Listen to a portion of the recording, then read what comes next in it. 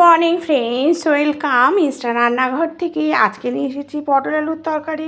এটা কিন্তু পটল আলুর তরকারি কিন্তু খেতে কিন্তু খুবই দুর্দান্ত স্বাদের হয়, কারণ আমি একদম অন্যরকমভাবে করছি। আশা করি এই রেসিপিটা আপনারা কোনোদিনও দেখেননি। এটা একদম অন্যরকমভাবে আমি করছি। দেখতে থাকুন, তাহলে বুঝতে পারবেন যে কতটা এটা রান্না করলে কিন্তু বুঝতে পারবেন কতটা সুস্বাদু হয়।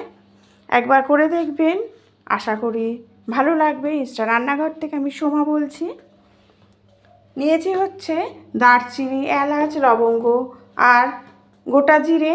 ফোড়ন দিলাম, দেওয়ার পর দেখলেন আমি পটল আলুর তরকারিটা কাটছিলাম, পটল আলুটা সেটা দিয়ে দিলাম, দিয়ে একটু নুন দিয়ে দিলাম। সব সময় তরকারির মধ্যেই নুন দিয়ে দেবেন, এতে কিন্তু রান্না খুব চটজলদি হয়। একদম মজিয়ে গেলে পটলটা, তখনই কিন্তু আমি কুমড়োটা দিয়ে দেবো। দেখুন, বলেছিলাম একটু অন্যরকম স্বাদের হবে। এই কুমড়ো দিয়ে যদি রান্না করেন তাহলে কিন্তু দারুণ স্বাদেরও হয়। পটল আলুর তরকারিটার সাথে কুমড়োটা ভাজতে হবে ভালো করে। এটা ভেজে নিয়ে যখন দেখবেন যে সব ভালো মতো সেদ্ধ হয়ে গেছে, দিয়ে দিচ্ছি হচ্ছে কাঁচা লঙ্কা আর একটু চিনি দিতে হবে, কালারের জন্য সুন্দর একটা টেস্টও আসে।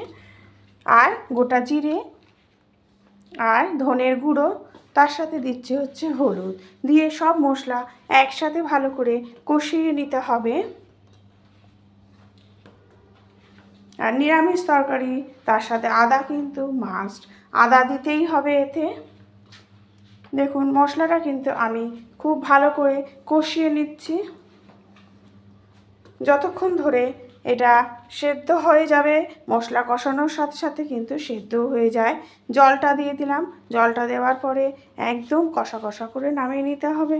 রেডি হয়ে গেল পটল আলু কুমড়ো দিয়ে তরকারি, নিরামিষ। Thank you.